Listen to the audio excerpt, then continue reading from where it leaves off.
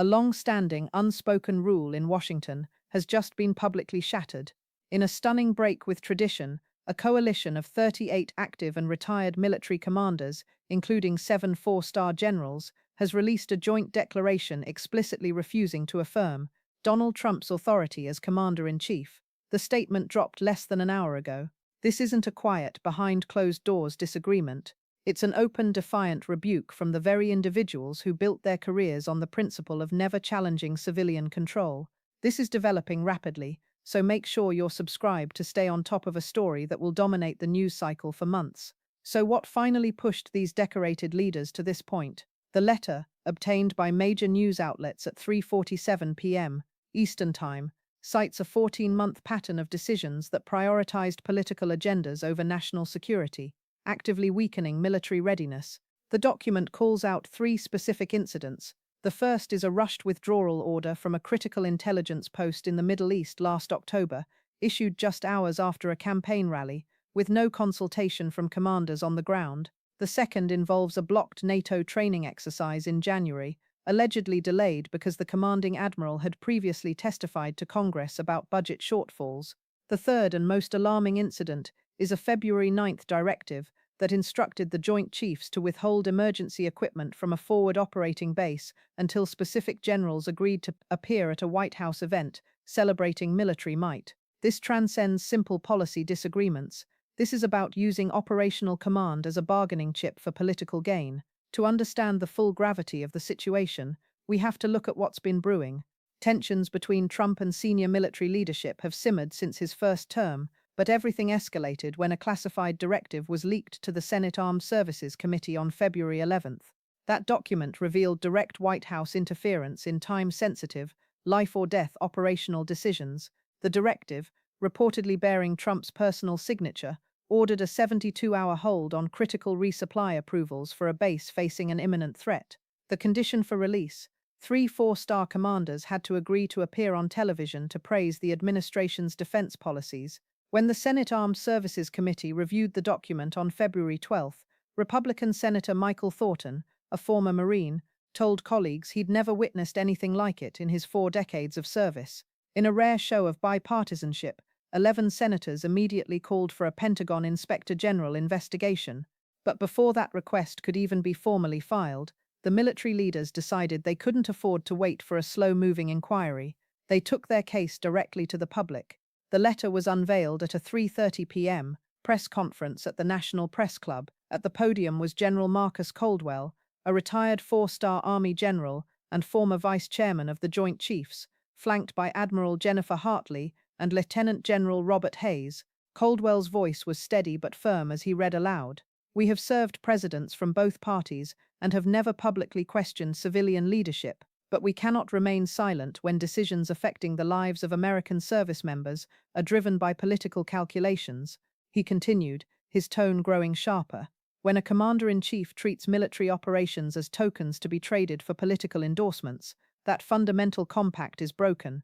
When a retired 4-star general with 38 years of impeccable service publicly declares that a sitting president has violated civil-military relations, it signals one thing: the evidence is so damning that staying silent has become a betrayal. These aren't political opportunists. These are individuals who spent their entire careers avoiding politics, now risking everything because they believe the alternative is watching the military command structure collapse in real time. This tension isn't entirely unprecedented. Truman fired MacArthur in 1951 to preserve civilian control. Powell raised policy concerns through proper channels in 1993. Mattis resigned quietly in 2019, refraining from public criticism for nearly 2 years. What makes today's situation different is the immediacy and openness. These leaders aren't waiting for retirement, aren't softening their language, and aren't working through private channels. They are standing before cameras, declaring that an existential threat to military integrity exists right now. The letter organizes their concerns into 3 main areas. First, direct operational interference, with documented evidence of White House orders delaying military operations based on a commander's public loyalty. Second, the politicization of military careers, where promotions and assignments are allegedly influenced by political alignment rather than professional competence.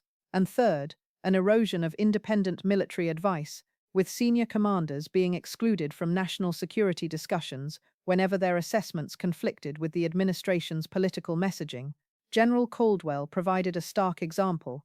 On February 9th at 2:15 p.m., the White House Chief of Staff called the Pentagon, instructing the acting Deputy Secretary of Defense to hold all authorizations from 3 forward operating bases. When pressed for a reason, he was told the commanders needed to demonstrate a better understanding of administration priorities. Just 2 hours later, those same base commanders received calls from a White House political advisor, inviting them to a televised discussion praising current defense leadership. The message was unmistakable: provide political endorsements, and the holds get lifted; refuse, and your troops go without what they need. This should alarm every American, regardless of political affiliation. If a president can stall critical military authorizations until commanders deliver political endorsements, then national defense becomes a campaign tool. Every operational decision becomes subject to political conditions. Every commander is forced to choose between protecting their troops and protecting their integrity. And here's the detail that should give everyone pause. Admiral Hartley confirmed at today's press conference that one of those bases experienced a surge in hostile fire on February 11th and 12th. The enhanced defensive systems the base commander had specifically requested were part of the delayed authorization package. They weren't in place when the attack happened. 3 service members were wounded. Real people in a dangerous place may have faced greater risk, not because of strategic necessity, but because their commanders hadn't yet delivered sufficient political support. Multiple Pentagon sources suggest this letter is just the tip of the iceberg. At least a dozen additional flag officers wanted to sign, but were advised by military legal counsel that doing so while on active duty could violate regulations barring uniformed personnel from political activity. Those still serving are watching from the sidelines, legally unable to speak out even as they face these same pressures daily. A retired 3-star general, speaking anonymously to the Washington Post, revealed that senior military leaders spent 6 months weighing their options before concluding that going public was the only way to force genuine accountability. Legal and constitutional scholars are calling this the most serious civil-military crisis since the Cuban Missile Crisis. Georgetown constitutional law professor Elizabeth Warren told CNN that if the allegations are substantiated, they represent clear violations of the president's fundamental duties. Michael Chertoff, former Homeland Security Secretary under George W. Bush, stated that the conduct described could violate federal statutes prohibiting the use of government resources for campaign purposes. Even conservative legal scholar Jonathan Turley acknowledged on Fox News that using commander-in-chief authority as leverage to extract political endorsements crosses a constitutional line that should concern every American. The White House response only escalated the crisis.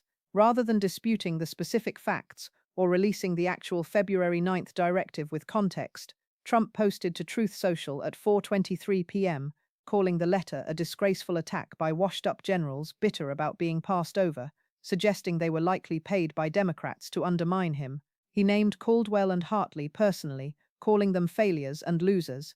When your only response is attacking the people presenting evidence rather than disputing the evidence itself, you've already lost the argument. If the allegations were false, the logical move would be releasing the actual directive and showing it was misrepresented. Personal attacks and conspiracy theories suggest no factual defense is available. Here's where we stand. 38 military leaders with impeccable records have publicly declared that the sitting president violated the foundational compact between civilian leadership and the armed forces. This is no longer a theoretical debate. It's no longer about policy preferences. It's about whether we accept a system where military operations get paused until generals agree to deliver campaign endorsements. If there are no consequences, the precedent set will shape American national security for generations. Future presidents will know they can manipulate military operations for political gain. Future commanders will know promotions depend on political loyalty, not competence. Future adversaries will know that American military decisions may reflect domestic political needs rather than strategic calculation. Keep watching this story closely. It is nowhere near over. It was supposed to be impossible because the system was designed to prevent it. The system assumed the president would operate within norms. That assumption is dead. As we head into tonight, watch for 3 things. Watch for the NATO Council announcement. Sources say before midnight Brussels time. Watch for the USMCA response. Trade deal review is now retaliation flashpoint.